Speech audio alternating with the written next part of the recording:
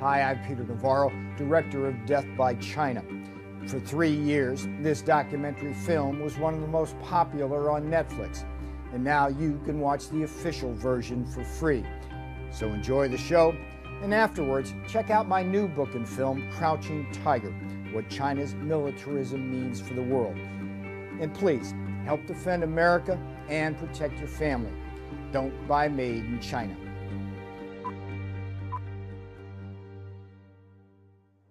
You're going to be okay? I'm 63 years old. I'm likely to skate my way to the grave. But I have 3 young children who are all engineers, and I worry about their ability to work in American manufacturing down the road.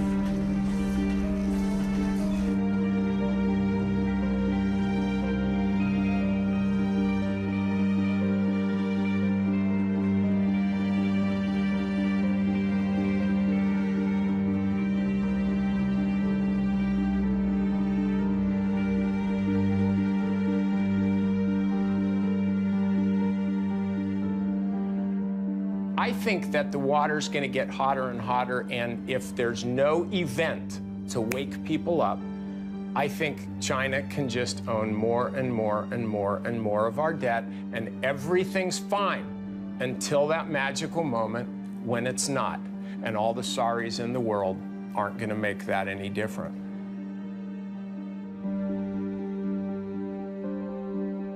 The film you're about to see addresses one of the most urgent problems facing America. Its increasingly destructive trade relationship with a rapidly rising China. As you watch this film, it is important to always distinguish clearly between the good and hard-working people of China and their repressive communist government, now victimizing both American and Chinese citizens alike.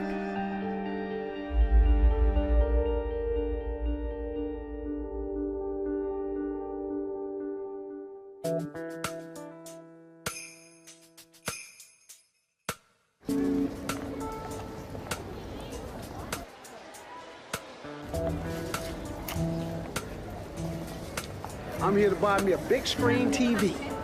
My first big screen, man. 40 inch, about 265.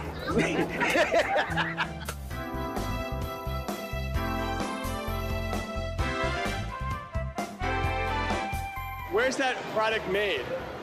Probably in China. China. This is made in China. Do you know where that bike was made? No, but I know it's heavy. Where were these products made, do you know? Probably from China, where else, everything else made. Oh, made in America. Well, American is better. So is this American? I'm not sure if it is American, but hopefully it is. Yeah, I think I got a great deal. Can't beat $300 for a 46-inch TV. Tell you the truth, I didn't even come here exactly for this, but I seen it and couldn't pass up the deal, man. For, $200, you can't really, beat that. So they told me it was $200, and now it's in my cart now, Did you see where it was made? Oh, yeah, it was made in China. Hey, I'm fine with it, If the American people can't provide me with what I need, I gotta get it from China. Hey, it is what it is, I'm just being truthful, Don't hate me.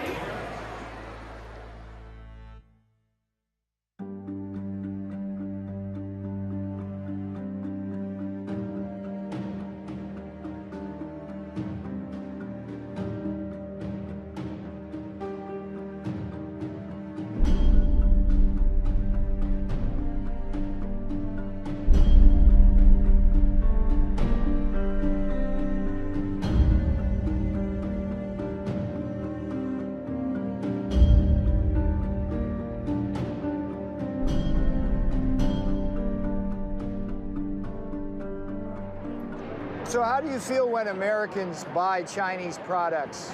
I feel really bad because what happened is not just America buying a Chinese product, which is American people losing their jobs.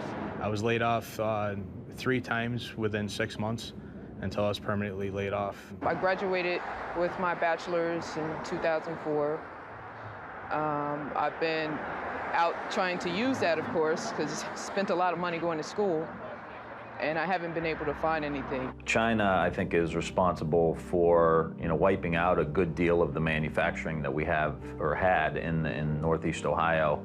And I think that is continuing as they continue to manipulate their currency, as they continue to not have the level of workplace safety or environmental or health standards that we have here in the United States. So we've seen our whole manufacturing base uproot and replant in a place where you can commit crimes against workers and just go out to dinner that night. So when a large company decides to move its production offshore and it closes a factory in a city or a town in the United States, that basically leaves, it's like a black hole. Suddenly that factory just disappears and everything else goes down with it. Jobs disappear, and the way the economy is going right now, it's tough to find a job. I just recently finished graduate school, and even coming out with that, it's still hard to find one. Some of the workers at companies, literally their last act at the factory was to unbolt the machine and load it up to be shipped off to China. I even talked to a fellow down there. They wanted to send him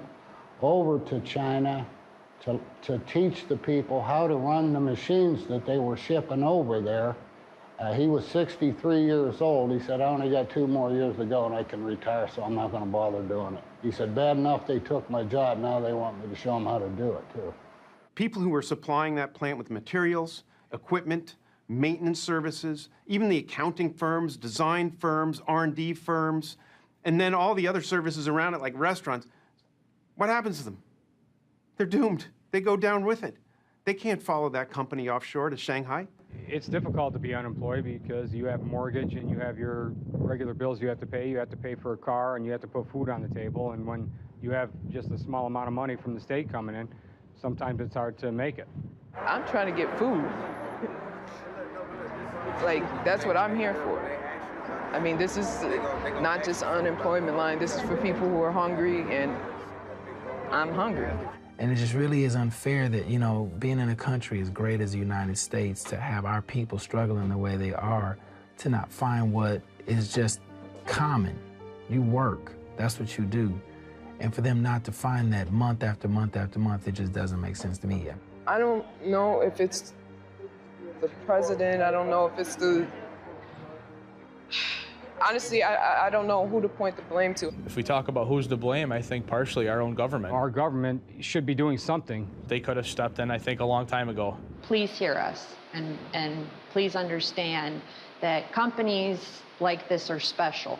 Small companies are what makes America. And unless somebody does something about unrestricted importing, you're going to lose the rest of us, too.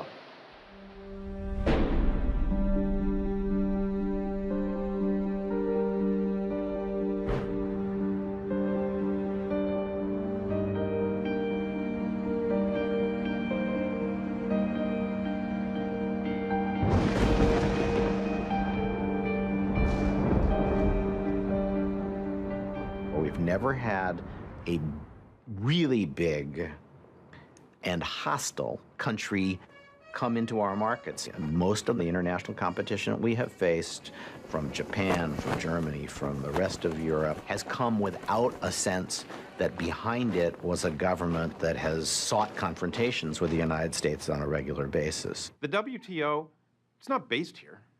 I mean, who in the United States is on the WTO? Does anybody know? In 2001, China joined the WTO, the World Trade Organization, with the strong support of a Democratic president and a Republican-controlled Congress. Before the ink was dry on this free trade agreement, China began flooding American markets with its illegally subsidized and very dangerous exports, while the big multinational companies that had lobbied heavily for the agreement rapidly accelerated the offshoring of American factories and American jobs to China. Today, as a result of the biggest political shell game in American economic history, China has stolen thousands of our factories and millions of our jobs, Multinational corporation profits are soaring, and we now owe over $3 trillion to the world's largest communist nation. This was not how it was supposed to turn out. Ladies and gentlemen, the President of the United States. When William Jefferson Clinton was selling China's entry into the World Trade Organization to the American people. If you believe in a future of greater openness and freedom for the people of China, you ought to be for this agreement. If you believe in a future of greater prosperity for the American people, you certainly should be for this agreement. If you believe in a future of peace and security for Asia and the world, you should be for this agreement. This is the right thing to do. It's an historic opportunity and a profound American responsibility. In pushing for China's entry into the WTO, President Clinton embraced a doctrine dating back to President Richard Nixon, known in Washington circles as the policy of engagement. Peking, historic site for an unprecedented meeting between East and West. President and Mrs. Nixon arrive, and Premier Zhou Enlai is on hand to extend an official welcome to the presidential couple. It's Mr. Nixon's initial move toward his self-proclaimed goal, a generation of peace. Here, President Clinton offers his own vision of the goal of engaging China. I don't believe it's right to crack down on people for their religious views or their political expression or because they want to be in an association like the Falun Gong. I don't think that's right. But I don't believe that we will have more influence on China by giving them the back of our hand. In masterfully arguing for China's entry into the World Trade Organization, President Clinton promised the brightest of futures for both American workers and American manufacturers. Economically, this agreement is the equivalent of a one-way street. It requires China to open its markets with a fifth of the world's population, potentially the biggest markets in the world. For the first time, China will agree to play by the same open trading rules we do. Never happened before. For the first time, our companies will be able to sell and distribute products in China made by workers here in America. And by economically engaging China, both Democrats and Republicans argued this would ultimately democratize the Chinese dragon and free the Chinese people. We have waged an intense battle in support of an important principle, and that is freedom.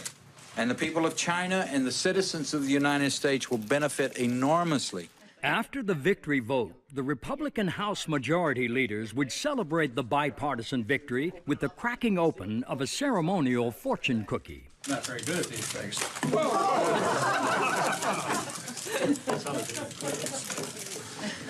It's got a lottery number, no. It says, new American proverb. New prosperity awaits you because normal trade relations. Yeah! It's a confrontation of worldviews that we will win, and I'm looking forward to the future.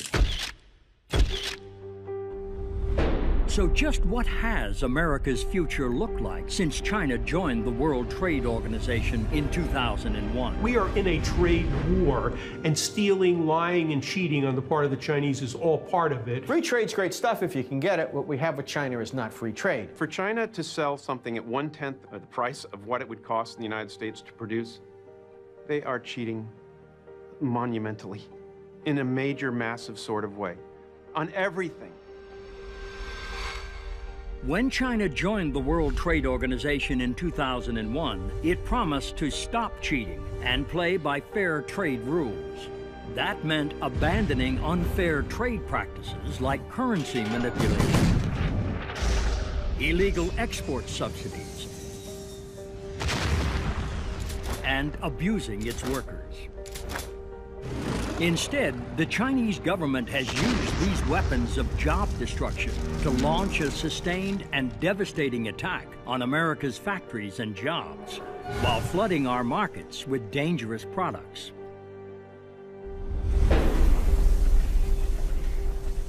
There's no question that a large part of China's competitive advantage has come from environmental neglect. But the Chinese government's willingness to use pollution as a competitive edge has come at a heavy price. China has the most degraded environment in the world. 16 of the world's 20th dirtiest cities are located in the People's Republic. Less than 1% of their urban air meets the air quality standards set by the European Union. It's difficult to think about what is happening, particularly the lungs of children, breathing air like that. In one fell swoop, you can move your production to China and not have to deal with 100 years of regulations that we've put into place to protect our workers, to protect our society, just by moving your production to China, because they don't have any.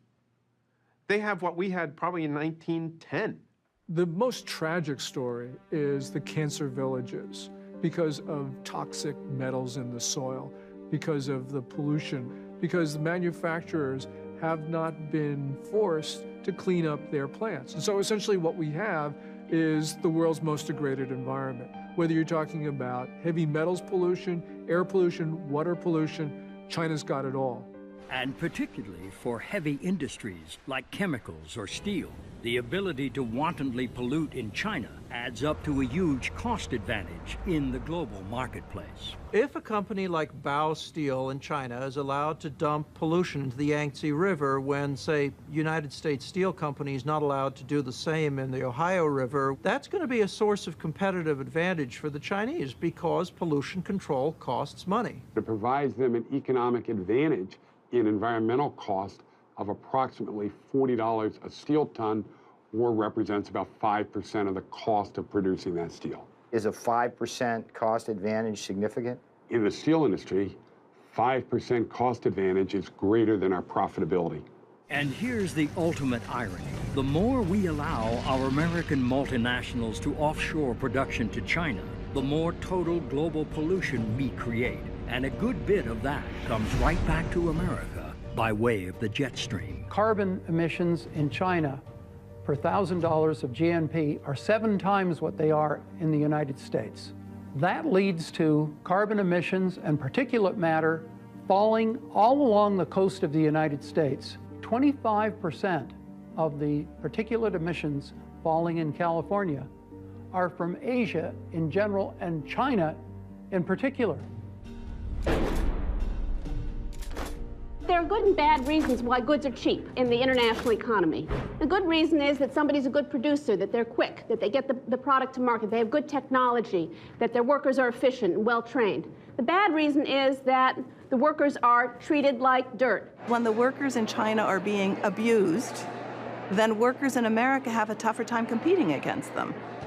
As an employer in China, do you have any regulations that you have to deal with, like OSHA, labor regulations? Do you have to pay even Social Security or Medicare? Do you have to protect your workers in difficult or unsafe conditions? No. No, no, no, no. No, you don't. You go to prison if you try to form a labor union. Freedom of association, the right to organize and bargain collectively are completely absent in China today. There's no equivalent to OSHA, occupational safety regulations, and they lose about 130,000 men and women to, and that's the ones they report on, to accidents per year that many of which could be prevented with good protection. They don't comply with their own child labor laws, prison labor laws, health and safety laws, minimum wage laws. Well, there's a Dr. Lee who lives in New Jersey who was actually an American citizen, and he was in China and he was arrested and kept in one of their work camps for 3 years. When he was finally released, thanks to pressure from the American people, he came back to New Jersey and he was in a store and he saw these big slippers he'd made in the work camp. Every day, 12, 14, 16 hour day, you have a quota. Okay, if you cannot finish the quota, you will get a punishment. You will go to solitary confinement. And the police always say, good labor, good food. Less labor, less food. You don't labor, no food. How can Walmarts or anyone else in the United States allow production facilities in China to sell garments, chopsticks, Christmas decorations that are made in forced labor camps? You can go to China, go to every prison camp. You can see what are the prisoners doing. Everybody very busy. What are they doing? Put a button on the shirt. What are they doing? Making the rubber boots. What are they doing? Crowded together, assemble the Christmas lights.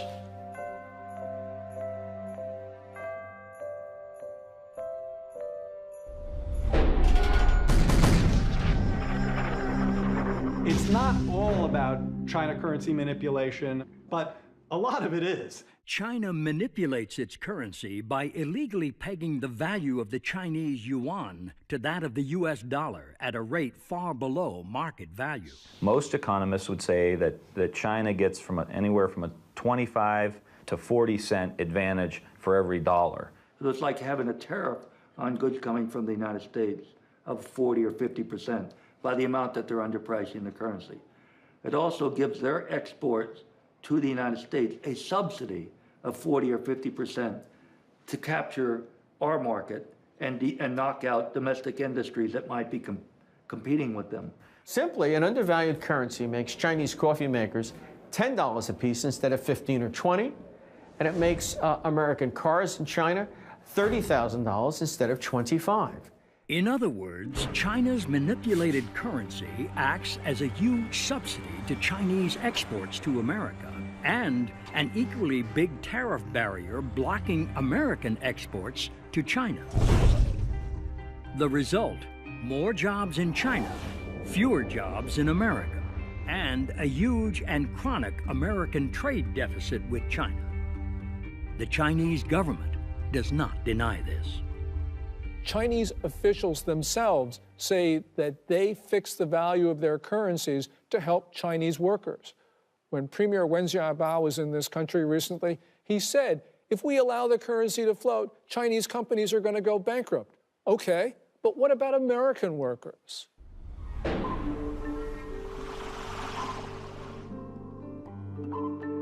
They're cheating on the intellectual property by just flat out pirating stuff from the United States. You don't want China to get their hands on your latest piece of technology or whatever, because they will copy it and they will turn around and produce it.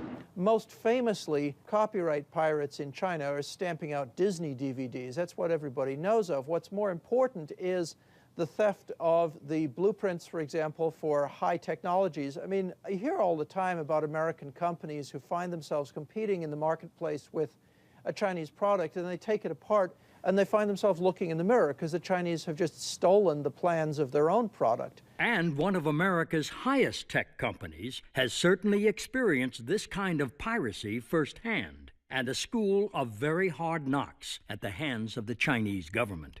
Google came into the Chinese market, and of course, it ended up with a dominant market share.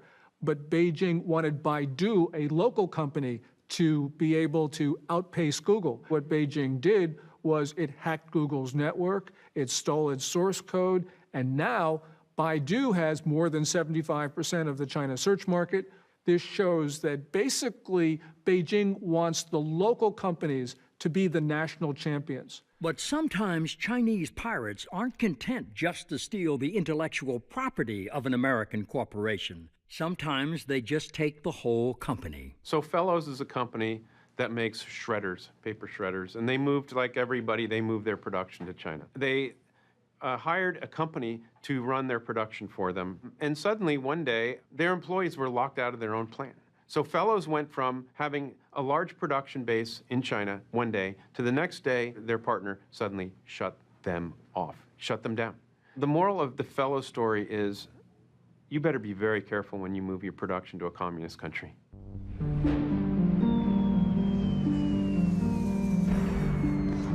It makes no sense that China, who produces 45% of the steel in the world, has high manufacturing costs, yet sells steel at the lowest cost in the world and is growing at a rate of 7 or 8%. This growth from 100 million tons to 700 million tons, growing by 50 million tons per year, is all due to state subsidies. The problem is that American companies cannot compete because they're not competing with Chinese companies, they're competing with the Chinese government. At the end of the day, it most certainly will result in more unemployment in the U.S. and to the advantage of China. We're chumps. So just how big of a chump has America been for supporting China's entry into the World Trade Organization in 2001? It's like we're in the Super Bowl of globalization, and in fact, we're being taken apart. And in this Super Bowl of globalization, when you tally up the score on human rights abuses and consider the plight of Tibet, the torture of the Falun Gong, and the crushing of religion and democracy, this much is clear. The Chinese government is the world's worst human rights abuser on the planet today. And when you tally up the score on China's rapid military buildup, this too is clear. China is the only major nation in the world that is preparing to kill Americans. And of course, when you count the jobs lost and factories gone and millions of Americans out of work. American manufacturing has been in an absolute crisis over the last decade. 5.5 million manufacturing jobs gone. 57,000 manufacturing facilities closed in this nation. So you're in a massive jobless recovery. You've got 28 million women and men who are in various stages of unemployment, twice the official number. When you tally up all these scores, it's crystal clear that China's entry into the World Trade Organization has been both a losing and a very dangerous proposition. Even as America has all but completely surrendered its manufacturing base to China. We don't make a single cell phone in the United States. Not one is made in the United States. There is not a single modern flat panel display factory in the United States. Does that matter? Are flat panel displays important for military applications? I think so. They're widely used. Every airplane, every helicopter has them. The United States right now is unable to put a single military aircraft into the sky without using components built by potential adversaries. We produce about $3 billion worth of printed circuit boards in the United States. China produces almost $20 billion. Machine tools, where we produce $2.7 billion. China's consumption was 10 times that amount. If you don't have a machine tool industry, what, do you have an industry? It's a, basic component of an industrial economy. But what about those green industries that some of our politicians say will create the jobs of the future? That's one of the reasons why we're accelerating the transition to a clean energy economy and doubling our use of renewable energy sources like wind and solar power. Steps that have the potential to create whole new industries and hundreds of thousands of new jobs in America. But here's the grim reality. We produce 4% of the world's global output of solar. One of the things happening in the market right now is it's being swamped by low-cost multicrystalline and polycrystalline silicon solar cells from China. We don't make computers. We don't make printers. We import 99% of our shoes.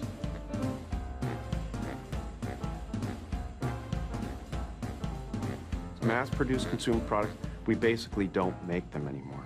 But it's not just mass-produced consumer goods we are losing to China. Some of our very best paying manufacturing jobs are also now quite literally being shanghaied. Boeing at its peak in the Seattle-Everett area had about 50,000 employees. That was no more than 5 years ago. 20,000 of those jobs have now moved to China in just the last 5 years. Apple employs 26,000 people in its design of making new products. It employs, through Foxconn, 700,000 manufacturing workers in China.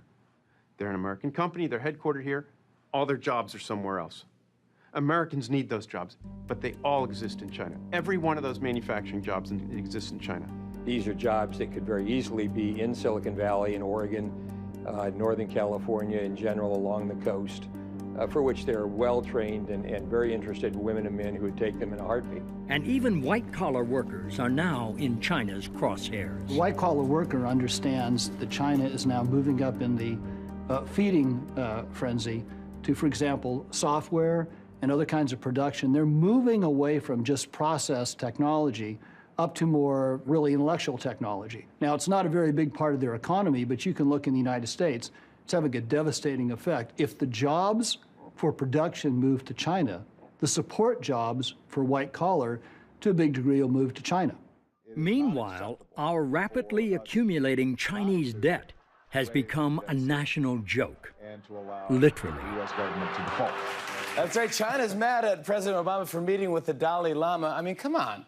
Obama doesn't owe them anything, except like $14 trillion. But And that debt represents a very real claim on American assets. And then China would back a tow truck up to Kansas and drag it off to Guangdong province. I find it ironic that the corner of capitalism, the J.P. Morgan building down on Wall Street, is now owned by a Chinese company. As for that hope that economic engagement would lead to a more free and democratic China.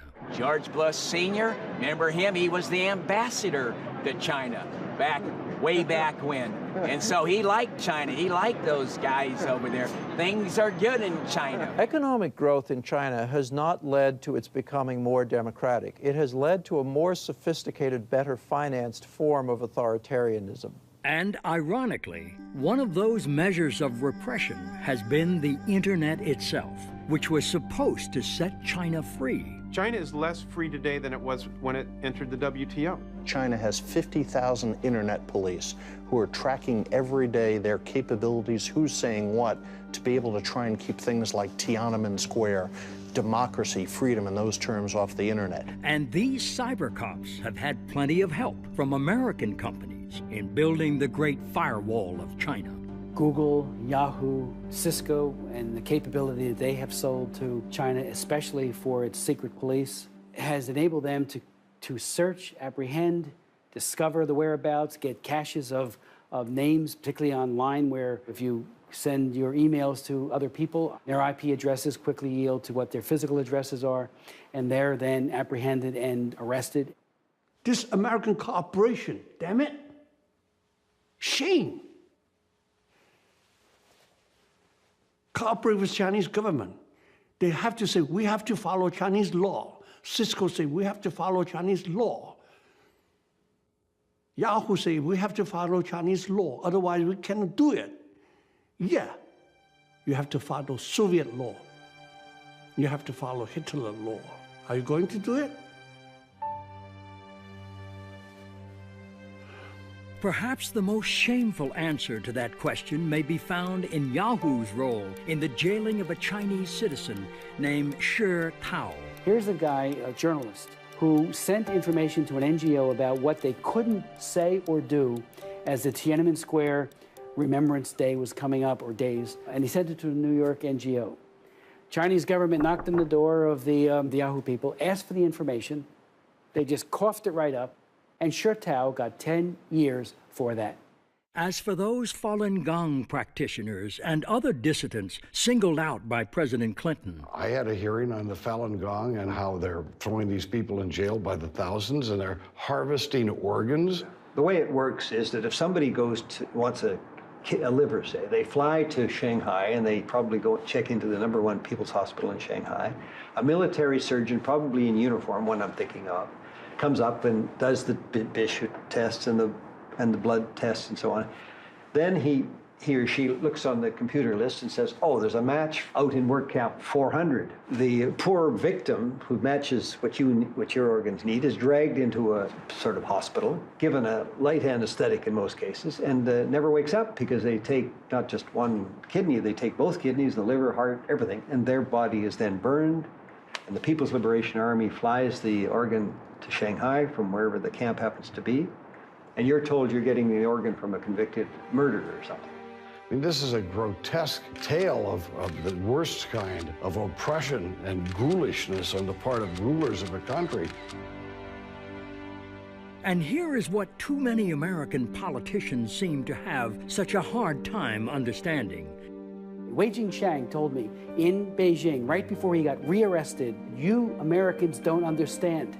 When you coddle dictatorship, when you kowtow and you carry the dictatorship around on a pillow, they beat us more in the Laogai. When you're tough, predictable, transparent on human rights, they beat us less. But at least engaging China economically has made the ruling Communist Party more peaceful, right? China's military power is strengthening very, very rapidly. They are building up their military capabilities in hard weapons as well as in cybersecurity. China has a population which is about 5 times the size of the United States. And that means that if they have a comparable level of development, they probably will end up with a military 5 times larger. I don't care what kind of technological edge we have, it would be very difficult to prevail over an adversary that is 5 times larger. What China is building is just not a massive fleet or a massive ground army, but it's developing a modern, well-equipped, technologically capable military. And in some cases, it need not be China pulling the trigger.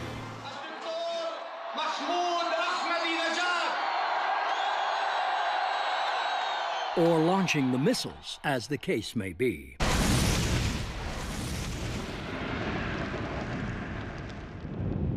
We are on the onset of an age of nuclear terrorism. We see Pakistan crumbling while it builds more and more nuclear weapons. Why does Pakistan have nuclear weapons? Why does it have the missiles to deliver them? Because of China. We've been in a near 30-year dialogue with the Chinese government trying to arrest this behavior that is supporting not only Pakistan's, but North Korea's and Iran's future nuclear capabilities. China refuses to listen and respond. When a nuclear bomb goes off on some highway, either inside or outside the Beltway, chances are a lot of those components on that bomb are going to say made in China.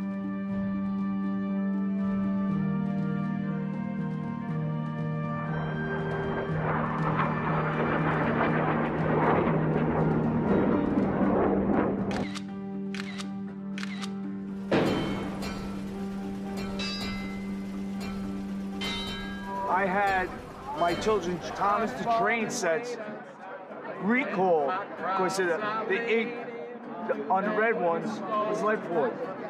They're not only ruining our economy, they're poisoning our children with the toys that we give them. I want to be careful about what products I buy because I want to know that they're safe and they're good. I want to be careful about what products I buy because I want to make sure that the people who are producing those are being treated properly. And I want to be careful about the products I buy because I want to make sure that the people in my community are people who are able to have jobs at a decent wage. And all of those things are tied together. Every time a consumer walks into a Walmart, first thing they have to do is be aware enough to look for the label. Then when they pick up that good and it says made in China, I want them to think, it might either break down or it could kill me. Number one, this thing, if I buy it, might cost me or someone in my family or my friends their job. Lastly, hey, if I buy this, that money's going to go over to help finance what is essentially the most rapid military buildup of a totalitarian regime since when? The 30s. I mean, make no mistake about that. 91% of every product in a Walmart store is manufactured in China. Walmart spent $50 billion in China 2 years ago. If Walmart were a country, they would be China's 4th largest trading partner. When an American goes into a Walmart and buys a product made in China, that person is thinking just price. If you're a person on a pension shopping at Walmart, you kind of like the Great Wall of Mart. But what they really need to think about is how that product got there. It got there because you have a predatory system which is really trying to undercut American manufacturers and therefore American workers. And when a consumer goes into Walmart, picks up a good made in China, what do you want them to think about before they get to the cash register? Think about your relative that just got laid off or the factory that just got shut down. Think about the school that is doing with less because the manufacturing base has gone and the tax base has left. Think about the lower income that you're receiving now because we're not making products and we're not buying our own products. When Americans buy a product from Walmart, I want them to remember the children, the family, the workers who has earned very, very little from those products. This is not just an economic matter, this is a security matter because the Chinese government has made it clear that it wants to undermine America's role in the world. So, yeah, things are cheap at Walmart, but we have to understand the consequences. But even if you don't want to consider the broader economic or national security consequences of consuming goods made in China, you may at least want to think about your own personal safety and that of your family. If you put it in your mouth or the hands of a child, don't buy it from China. Over the last 5 years, we've had a number of scandals involving Chinese products.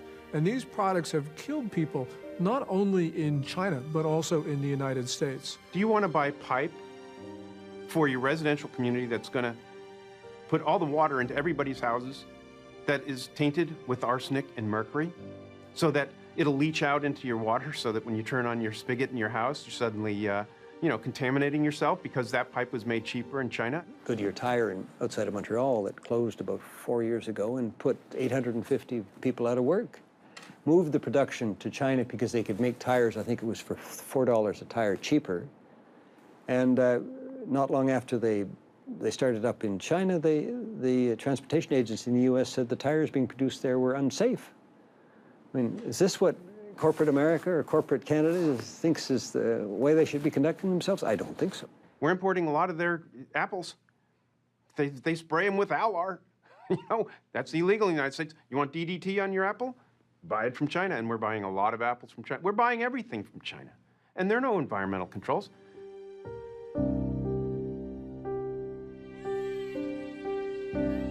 There is a risk of suffocation, that kids can get trapped and die. They took him to the hospital where they pronounced him dead. Massive recall of 1 million of Mattel's Fisher-Price toys. A recent batch made in China contains toxic levels of lead paint. Those teddy bears can loosen and fall out, posing a choking hazard. According to the state media, dozens of babies had developed kidney stones in recent days. Thousands of pets across the country died after eating tainted pet food. That led to a massive pet food recall. My wife Bonnie died in December after receiving heparin that was later recalled by Baxter. My son Randy died a month later under the same circumstances. Some brands have been found to contain a toxic chemical used in antifreeze. Pork from pigs, force-fed wastewater. If it comes from China and the price seems too good to be true, then it probably is. It is very difficult for any country to protect their citizens from Chinese products. The real problem here is that you have a political system that does not punish manufacturers for bad products. And it's because it's the nature of the political system. The Communist Party does not allow independent prosecutors, doesn't allow a free press, doesn't allow people to complain about bad products. Let's take fish. There are 3.5 million fish farms in China. The fish are raised in contaminated ponds. They're fed all kinds of hormones, and the biggest market for that fish is the United States. 85% of the tilapia comes from China. Most of our shrimp comes from China. US FDA only has the ability to inspect 1% of the fish coming into the United States. 65% of the 1% they reject. They don't have the authority to confiscate the fish. So if the ship comes into Charleston and gets rejected, then it goes to Miami or New Orleans or some other port, and eventually the fish gets in. And because of such dangers, Americans are becoming more and more aware of the Made in China label. But that doesn't always guarantee one's safety or convenience. I personally do look at the labels of where things are made. But sometimes I go to buy things and it's impossible to find something that isn't made in China. But my wife's a good card-carrying liberal. She believes in all the worthy causes in the world and all that sort of thing. And she's an intelligent woman, I want to say, for the record.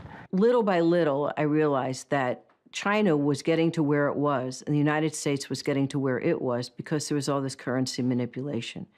And it just seemed like the United States government was not doing a whole lot in the name of international trade to try to stop what was going on in China, which was able to lure a lot of jobs. Some months ago, she decided that, to the best of her ability, she wasn't going to buy anything made in China. So our microwave oven failed. We don't have a new microwave oven because she could not find one that was not made in China. When I went to look for a microwave, a freestanding microwave, there was nothing that wasn't made in China. I went to 5 different stores, from high-end hardware stores to low-end discount places.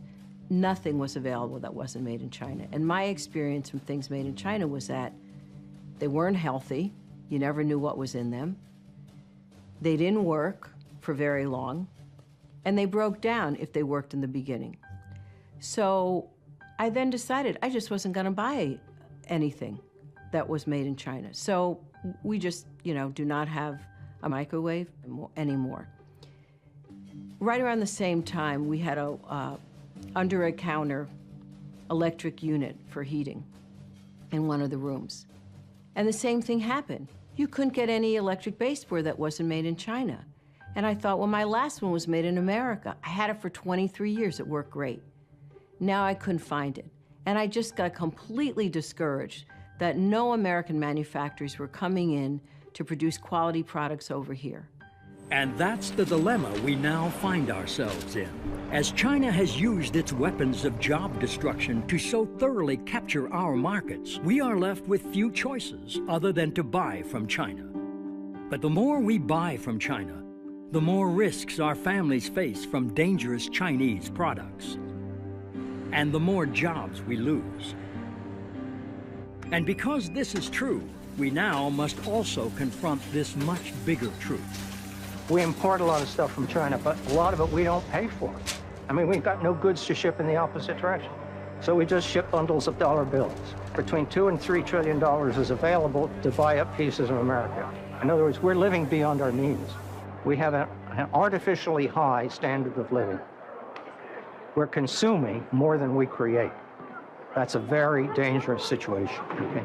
And especially if your principal creditor is a nation like China.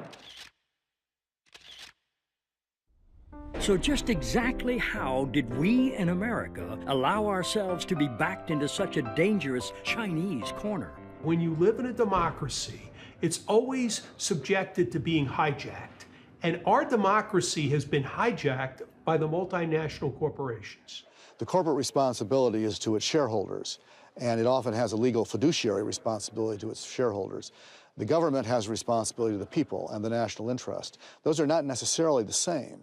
U.S. multinational corporations knew exactly what was going to happen. They didn't have any plans to increase exports to China after China joined the WTO. They had plans to move production to China, but they were, I'd say, dishonest or disingenuous, because the whole rhetoric around China joining the WTO was about free trade and opening markets and engaging with China. For the first time, our companies will be able to sell and distribute products in China made by workers here in America. When in fact it was really self-interest and profit motive on the part of U.S. multinationals that drove that debate.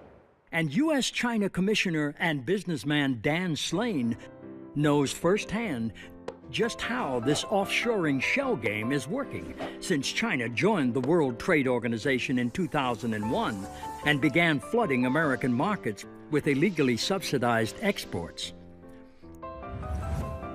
I had a plywood manufacturing facility in Bowling Green, Kentucky, selling plywood to furniture manufacturers in the United States. In 2002, all my competitors were moving to China. Essentially, I had two choices. I shut the company down or I moved it to China. And I opened up 3 factories in China and delivered to the customer in the United States 50% cheaper than I could make it in Bowling Green. And Slane's newfound competitive edge was all due to China's illegal weapons of job destruction. Manipulating the currency was a huge help for me because it kept our prices down. I had no environmental issues, and the most important thing was that I could sell my product at cost, and every month the Chinese government would send me a check for 17% of my exports, and that was my net margin and my profit. So was Slane wrong to offshore his factories to China? This interchange with U.S. China Commissioner and multinational corporation lobbyist William Reinsch offers some perspective. It's not generally regarded as the job of a large American company to, substitute itself for the government. What most of the companies want to do is they want to be consistent with government, with U.S. law and U.S. practice. If the government tells them that they would like them to do something, they generally do it. So they don't have any responsible per se to the American people other than obeying the existing laws and regulations. Is that fair? Well, what responsibility would you like them to have to the American people other than trying to be good corporate citizens and to be profitable? Would you define a good corporate citizen as a company that moves its factories over to China and creates massive unemployment in the Midwest? Is that good corporate citizen?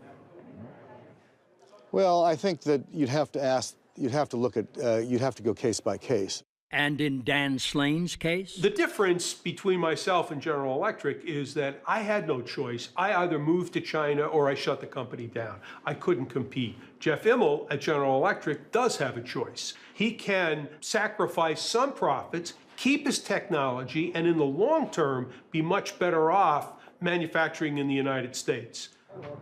Congressman Tim Ryan understands this distinction between small domestic manufacturers and the big, well-heeled multinationals better than most. There's a huge divide here between the mom-and-pop tool and die maker that has been in Youngstown, Ohio for 100 years, and the global corporation that's involved in the global financing of all of this stuff, the global manufacturing, and not really concerned with any one country. They're concerned with how they can best do business.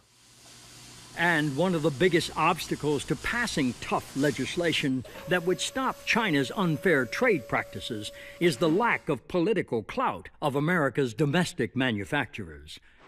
And to go chasing down after all of the political rhetoric of dealing with this issue and that issue and running for Albany or running to Washington, D.C. and setting up meetings and stuff, it's too costly, it's too time-consuming, and it has nothing to do with building drum and barrel handling equipment and helping this company to be successful. And that's the issue here. They don't have lobbyists down here. There's very few organizations that really represent the small and mid-sized manufacturers. You know, I can think of one or two that really do a great job, but they don't have the impact, the campaign contributions, the corporate influence that some of the big dogs have. And just who is one of the biggest dogs on the Capitol Hill lobbying block? Behind me is the headquarters of the National Association of Manufacturers, which unfortunately has become a major misnomer in recent years, because the name really should be the National Association of Manufacturing Things Someplace Else. If you go back and you look at the National Association of Manufacturers meetings in which they were talking about endorsing or not endorsing the Ryan Murphy China currency bill, you will see that there was a huge split where the small and medium-sized manufacturers endorsed the bill. But the 20% of the membership that gives 80% of the dues didn't want to have anything to do with the Ryan Murphy China currency bill. Brian O'Shaughnessy is the chairman of Revere Copper, a company founded by none other than Paul Revere, and the oldest manufacturer in America.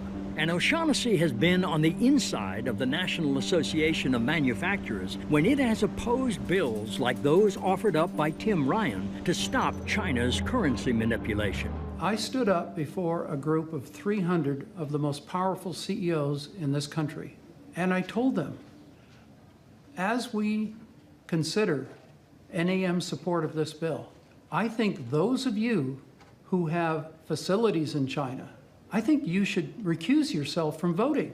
You're conflicted.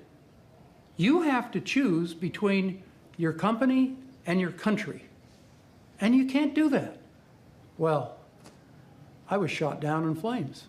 By all intents and purposes, a lot of these companies are not American companies anymore. General Motors takes TARP money and opens up factories in China. Caterpillar Tractor shuts down plants in Peoria and opens up 3 factories in China. General Electric and Boeing are essentially trying to become Chinese companies. Look at Coca-Cola.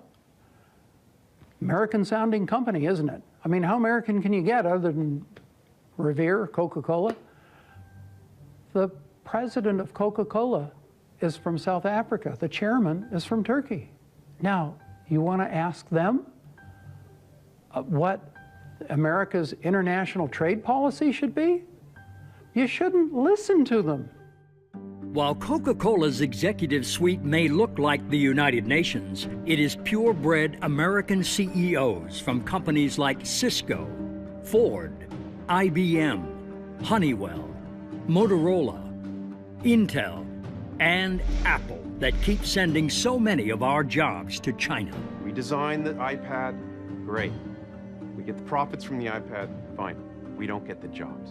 Profits versus jobs. That's a conflict Ralph Gomery sees as the root of America's offshoring problem.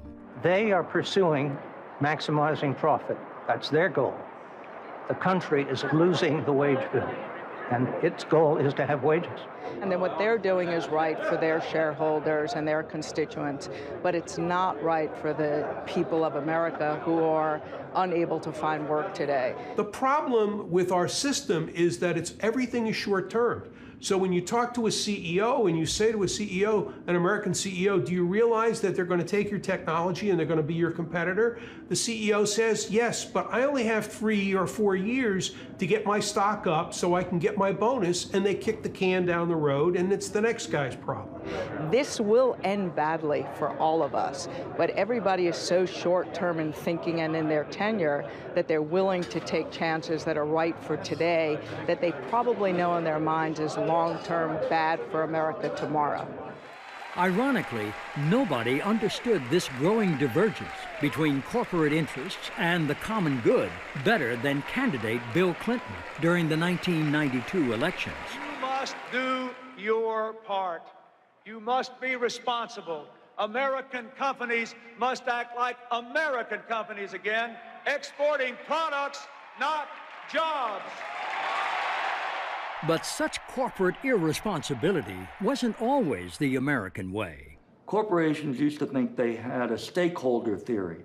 In other words, they had a responsibility to the nation, to their community, to their workers, and to their shareholders. Something morphed in our own system about 20, 25 years ago, where shareholder value became the end-all and be-all. And then the CEOs tied their own compensation to shareholder value. And then other countries figured out how to incentivize them to increase short-term shareholder value by transferring production, manufacturing, R&D there. And we can never forget that when China manipulates currency, when China provides illegal subsidies of all sorts for manufacturing, for the act of exporting itself, these U.S.-owned companies benefit. They like the status quo. They want to protect it, and they have paid a lot of money for it. Money and the power of America's multinational corporations in influencing China trade policy. That's something two men from two distinctly different worlds can agree on. And I live in that world. I watch those dollars go. Campaign laws allow them to spend unlimitless amounts of money. It's a tsunami. But to former White House advisor Jared Bernstein, it's more than just money and politics driving our jobs offshore. It's also the prevailing free market view in the Oval Office, regardless of political party. I think there is a deeply embedded view that I do not think is wholly wrong, that capital must be happy if we're going to have a successful economy. And no multinational company has been happier to move its capital offshore than General Electric. But this is truly a fool's game. The Chinese have no intention of turning over their domestic market to foreign companies. Once they're able to master the technology, they are going to make it very difficult for foreign corporations to make a profit. When I go out and do speeches to corporate audiences on China and they want me to talk about strategy, it's like, hey, you're going over to China, you're giving them your avionics so you can participate in a regional jet game in China, and 2 or 3 or 5 years from now, you're going to try to sell your regional jets in Europe, and your biggest competitor is going to be that China guy. How stupid is that? What's happening, unfortunately, in the United States is way too many of our multinational corporations, not only they're shifting their manufacturing overseas, but along with it goes their technology, their intellectual property. And while many of us are concerned, deeply concerned about the loss of jobs, we're just as concerned about the loss of intellectual property. That's sort of the future of America. The thing is, nobody's really looked at all the industries that have been lost. Nobody's really, it's very hard to get information on the industries that are gone or that are just about gone because the government doesn't keep track of any data. They don't follow industries. They have no market analysts who follow specific industries. So nobody knows what's happened with all of our industrial capacity that's vanished or is in the process of vanishing. the next thing you see is you're not doing any work over there yourself. The Chinese are doing it for you entirely. And we see that. The two mid-range aircraft in the world are the Airbus 319 and the Boeing 737. 5 years from now, the Chinese have already told both companies they will no longer buy either aircraft. That mid-range aircraft, the one that is dominant throughout Asia, will be entirely manufactured in China under a Chinese mark or name, using technology that they took from Airbus on the one hand and Boeing on the other. Look around, well, tell me what you see. Every day, more people in the street. Too bad they sent our jobs away. In China, they're not workers, they're just slaves. When people wake, it's a world of trade and greed. And the CEOs get richer, and our jobs all move offshore. Oh.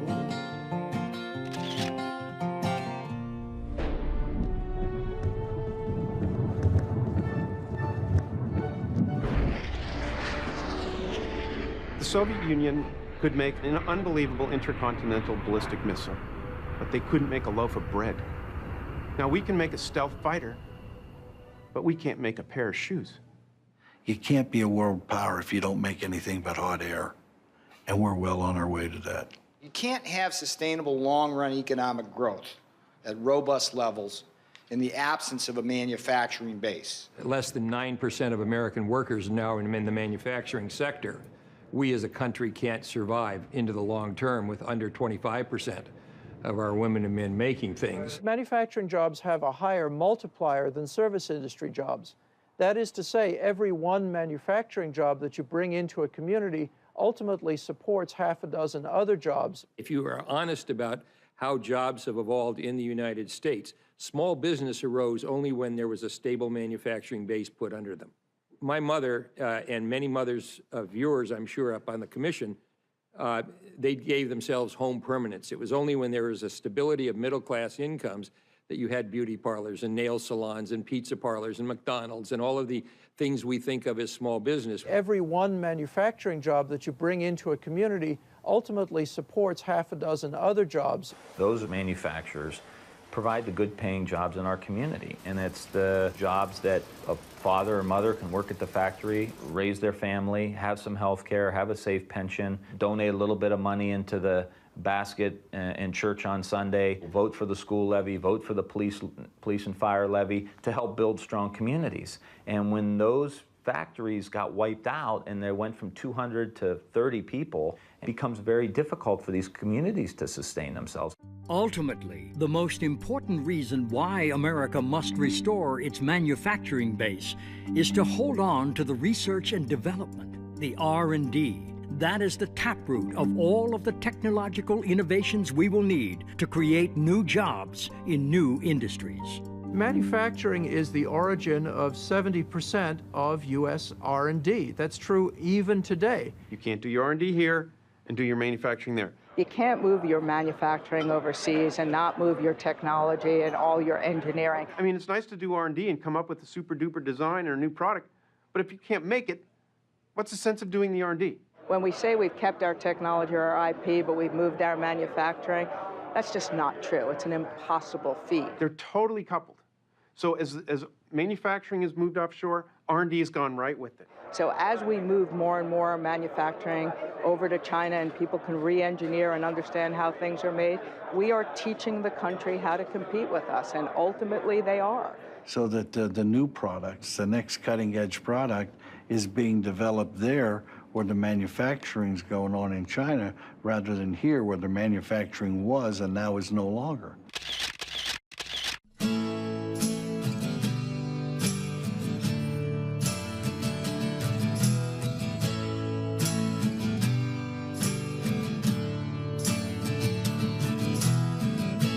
There's no other way around it. We can't make it on our own. jobs went to China. Now I'm losing my own home.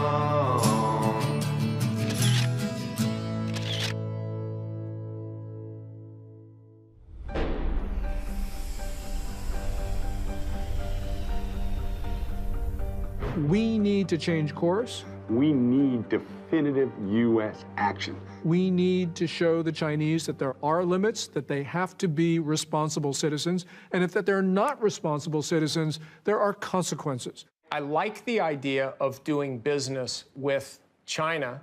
There are a few people over there, but it must be on our terms. If it's not on our terms, then it's on their terms, and if it's on their terms, they don't have our best interests in mind. People sometimes say that we can't stand up to the Chinese on any of these issues because we risk starting a, quote, trade war.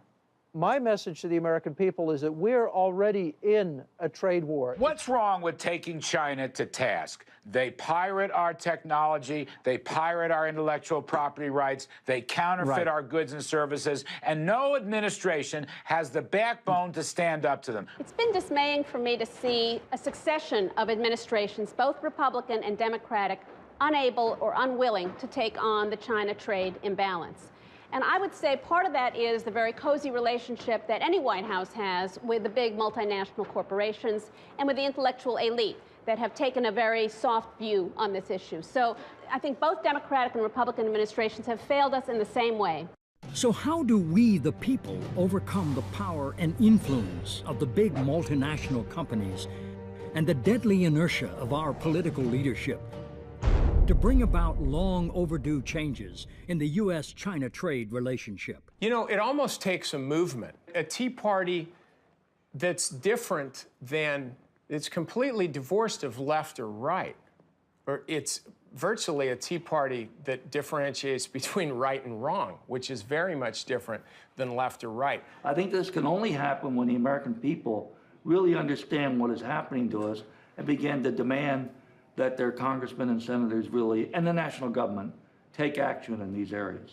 I think that at every level, people could boycott to some extent, and there would be a shot heard around the world. It's got to be a whole community effort by the citizenry, but we do need to create jobs.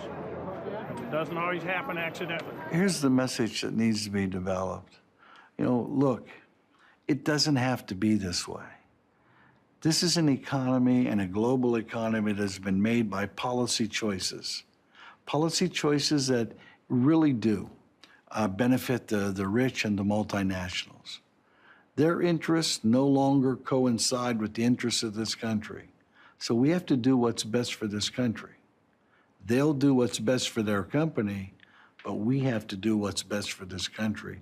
And that means all of us coming together, building an economy that really does work for everybody. So how do we build such an economy? We have to decide as a nation that we want manufacturing, that we want prosperity and the good jobs and income that come with manufacturing. The only thing that matters to me is Flint, Michigan, Dayton, Ohio, and Buffalo, New York.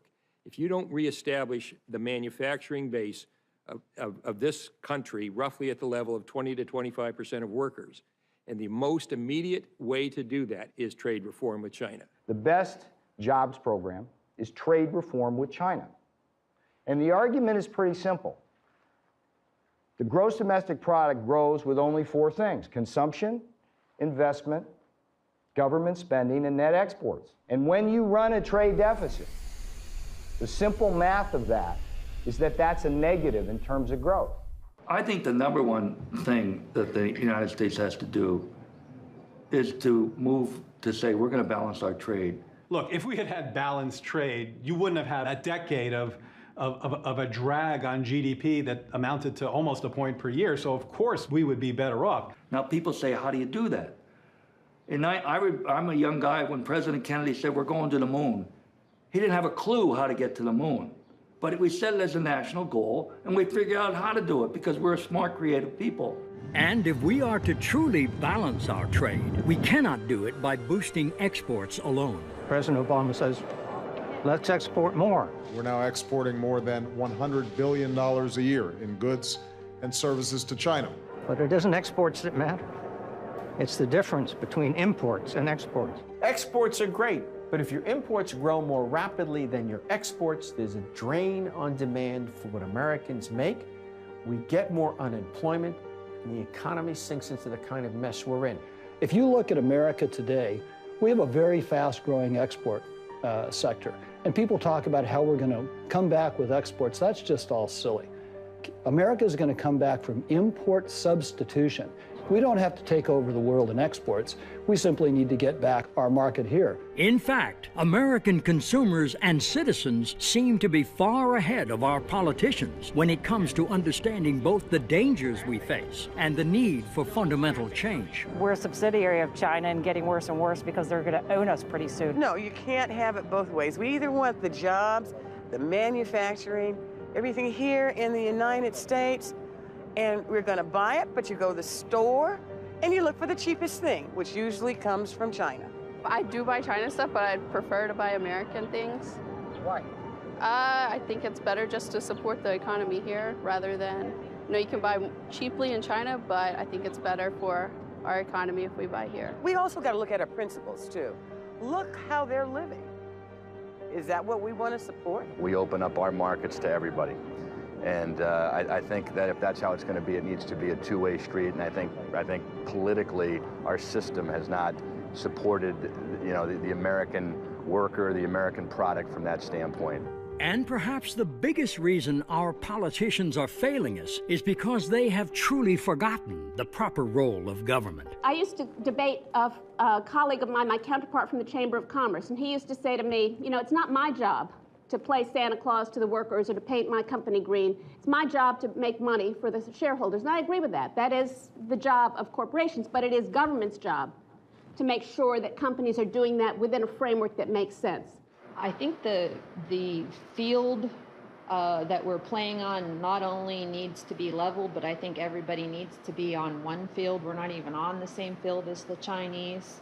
We are paying very good wages. We're providing health care to our employees. We are in a regulated business as far as workplace safety for our employees.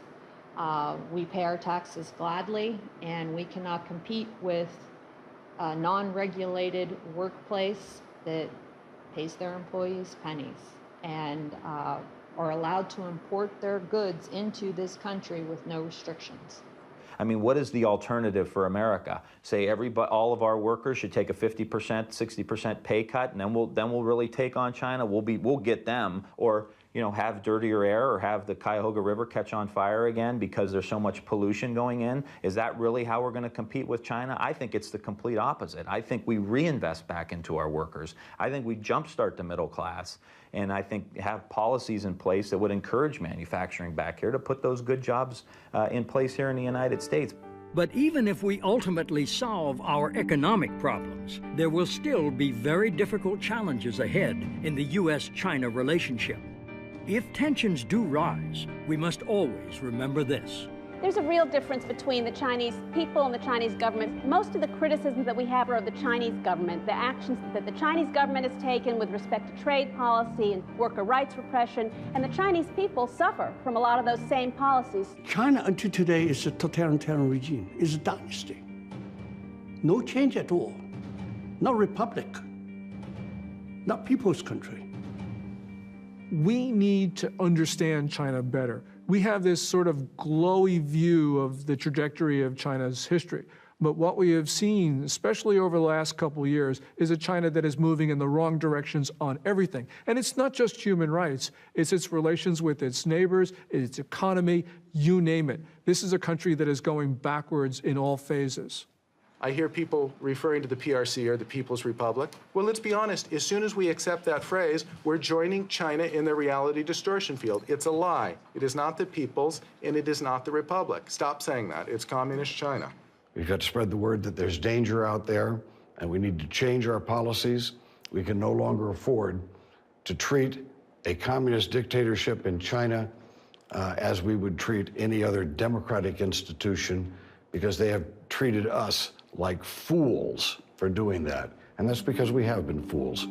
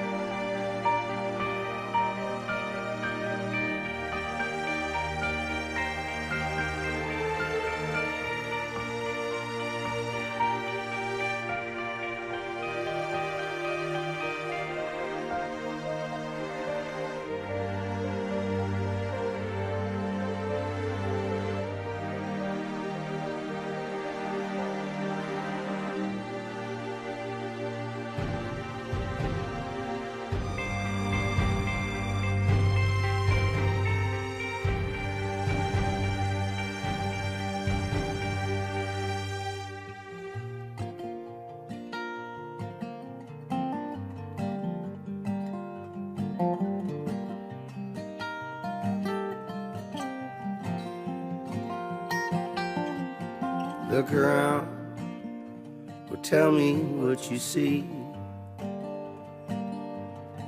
Every day, more people in the street. Said I used to work in a factory. Right now, I'd work for anything. Oh, oh, oh, oh, oh. It's not me, but my family I wish to feed. Not much, but we got simple needs. Too bad they sent our jobs away. In China, they're not workers, they're just slaves. When people wake, it's a world of trade and greed. And the CEOs get richer, and our jobs all move offshore. Oh, oh, oh, oh, oh. My oldest son got a college degree. He dreamed of running a factory. Now he's back home just living with me. And there's no bright future my boy could see. 16 hours, 7 days a week of unions and freedoms they cannot speak. Gotta rise and get up off your knees before they buy up all our dreams.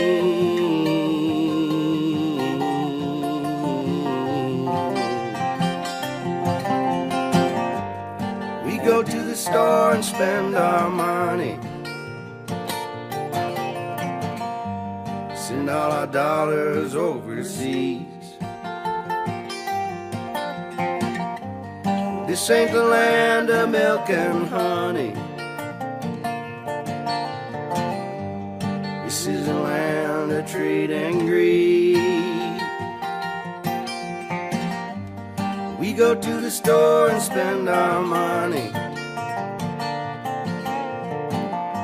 send all our dollars overseas.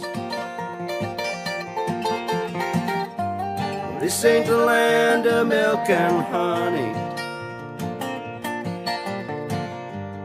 This is a land of trade and greed.